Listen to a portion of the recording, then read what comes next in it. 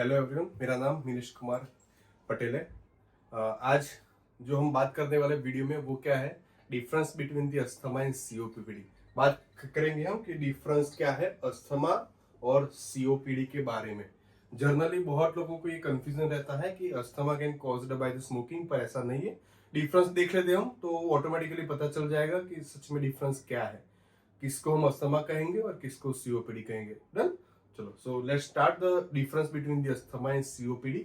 सो पहला डिफरेंस क्या रहेगा? So the asthma occur at any age, mostly found in the childhood. Asthma किसी भी एज में हो सकता है, पर मोस्टली जो पाया जाता है तो वो कहाँ पे होता है? चाइल्डहुड एज में। सो ये रहा हमारा फर्स्ट डिफरेंस। दूसरा जो डिफरेंस है वो कौन सा है? सो सीओपीडी जो है वो usually found in greater than 40 year of age. 40 साल से अगर ज्यादा एज है तो उन लोगों में सीओपीडी पाया जाता है, वो चाइल्डहुड में नहीं पाया जाता है। चलो, सेकंड जो हमारा डिफरेंस है वो क्या है? तो asthma can caused bye allergen only. Asthma किस चीज की वजह से होता है? तो वो एलर्जेंस की वजह से होता है। एलर्जेंस कोई भी हो सकते हैं, चाहे वो पोलेंस हो गया हो या डस्ट हो गया हो। So allergen can cause the asthma. जो सेकंड डिफरेंस है सीओपीडी में वो कौन सा है? तो COPD have less often caused by the allergen. COPD जो है वो लेस है और often caused by the allergen. Allergen की वजह से सीओपीडी नहीं होता है। सो वो गलत मान्यता है कि सीओपीडी जो है वो एलर्जन से होता है। नहीं, एलर्जन की वजह से क्या होता है? अस्थमा होता है। यस। चलो, तीसरा जो डिफरेंस है वो क्या है? So no causality with the smoking. Yes, smoking का अस्थमा के साथ कोई लेना देना नहीं है। कि जबकि यहां पे जो सीओपीडी में क्या होगा? COPD directly related with the smoking. COPD directly related with the smoking. Yes, smoking की वजह से सीओपीडी होता है, एलर्जन की वजह से नहीं। कितना स्मोकिंग हम करें तो सीओपीडी हो सकता है? So greater than 10 pack a year. 10 pack a year का मीनिंग क्या हुआ? कि 1 pack a day for 10 years. क्या हुआ मीनिंग इसका? 1 pack of cigarette for 10 years. अगर हम दिन का एक पैक ऑफ सिगरेट पीते हैं, वो कंटिन्यू रखते हैं 10 साल तक, सो पेशेंट में हैव 100% सीओपीडी वहां पे हो सकता है। 1 पैक अ डे का मीनिंग क्या हुआ? 20 सिगरेट्स पर डे की बात चल रही है यहाँ पे। अगर हम 20 सिगरेट्स पर डे का पीते हैं, देन सीओपीडी कैन डेवलप्ड। आया समझ? तो ये याद रखना है। ऐसा नहीं है कि अगर हम कुछ जुगाड़ू हो कि मान लो कि 10 सिगरेट पर डे अगर पीते हैं तो वो तो 20 साल का हुआ। नहीं, ऐसा कुछ नहीं है। वो ratio by the year equal होता जाएगा। सो वो एक्चुअल में ऐसा ही रहेगा, ग्रेटर देन 10 पैक ईयर्स। सो 10 साल के बाद आपको सीओपीडी डेवलप हो जाएगा।